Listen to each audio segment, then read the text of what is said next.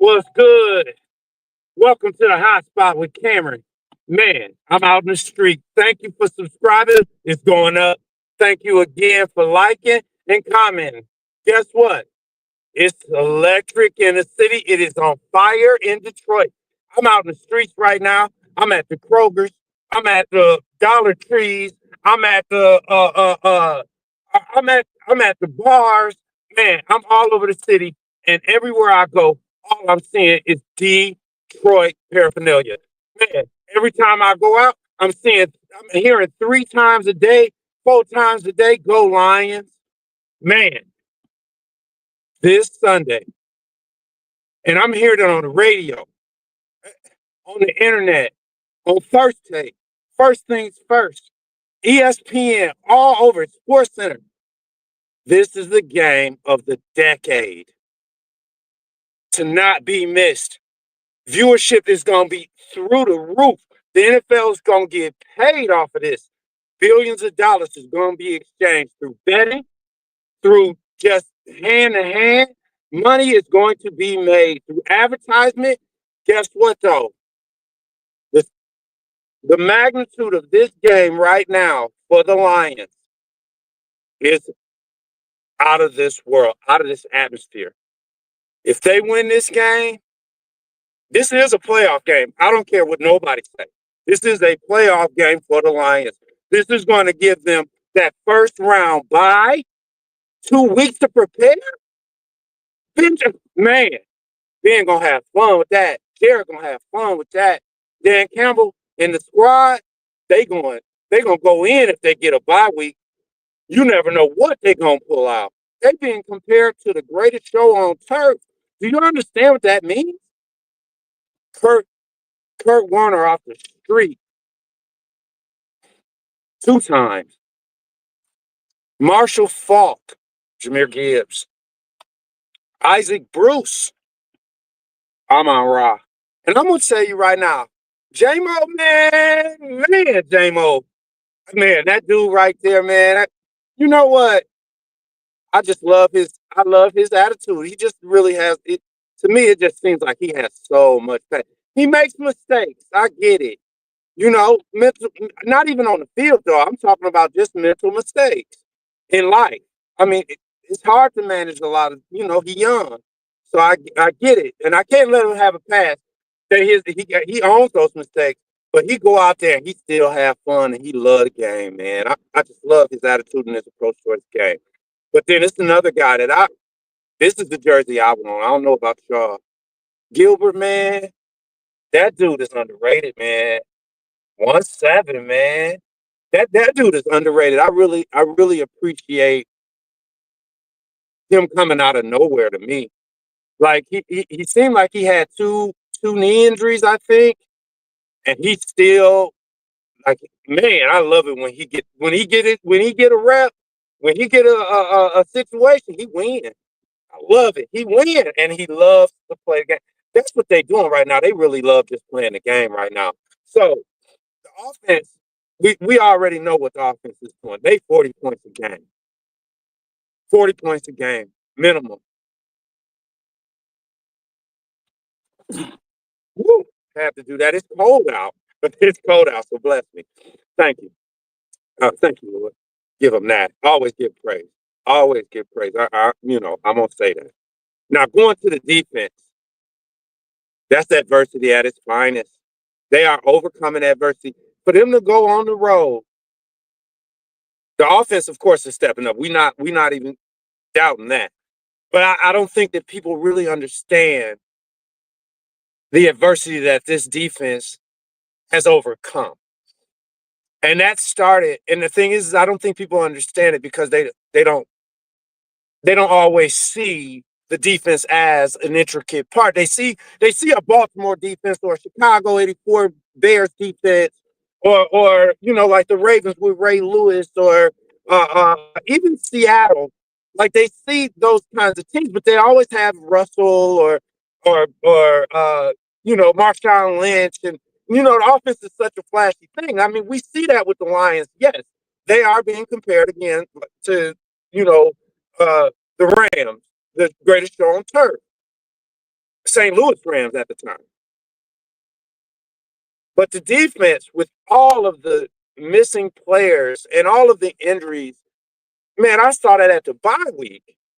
The bye week was such a pivotal point in the season where they had already been starting to deal with injuries then.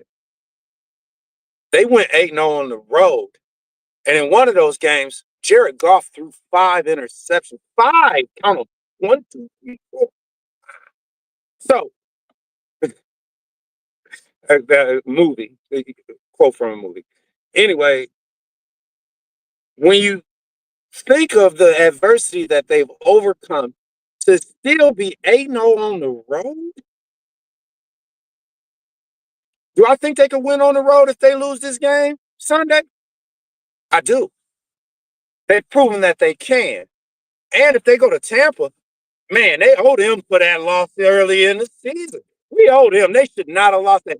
And we lost that game, ironically, in the red zone, and we ran out of time.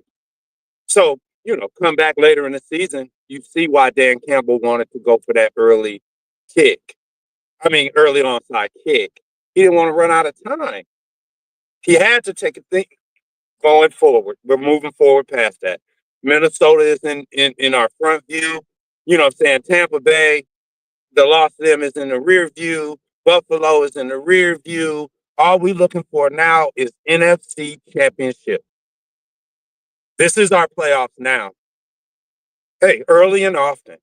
Like, why wait until we get to, maybe let's hope for a bye. No, I don't want to hope for no bye. I want the bye. I need the bye so that we can get 2 weeks to prepare for whoever sucker we got to go ahead in Kansas City shuffle. Let's go ahead and prepare. Let's get prepared early. 6 P's, proper preparation prevents piss poor performance. Might as well. What we waiting on? This is our time. And I feel like they need to really, really capitalize on this opportunity against Minnesota to show them the game that earlier in this season when we won in the last 15 seconds by a Jay-based field goal, we don't need that right now. So the defense, to be honest with you, we need some of the similar things that we got last week. Turnovers, moments. We don't need to stop them every time. One, we gonna outscore them. We can outscore them. Justin Jefferson and Jordan Addison and Aaron Donald, not Aaron Donald.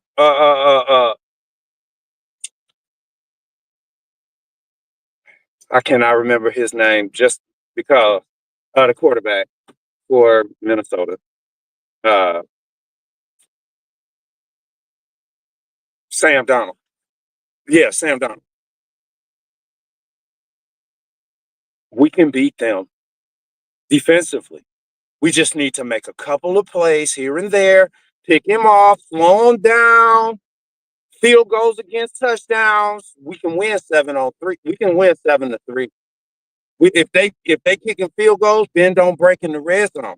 If we can keep them to 3 points, 1 or 2 at times up the field, get a 4 and out here and there, stop them on third down a couple of times, get a good big sack in a big moment where they out of field goal range, we can outrun them. We can out offensively run them. They can't keep up with J-Mo. He running a 4-3. You see already, if Jahmyr Gibbs get any daylight, he gonna shoot out of there like a rocket out of a can or a cannon rocket out of a cannon. Something like that. Anyway, we have so many weapons. We have 4, count them 4. 1, 2, 3. Playback. Anyway, we have 4 1,000-yard skill players. I said it before. He is distributing that football. Jared Goff is distributing that football at such a high rate to his skill players. I mean, he completed 11 out of 10. He completed 11 out of 13 passes the last game in the first half. The only one that he missed The last one that he missed that was really important was that score going into the halftime to Laporta.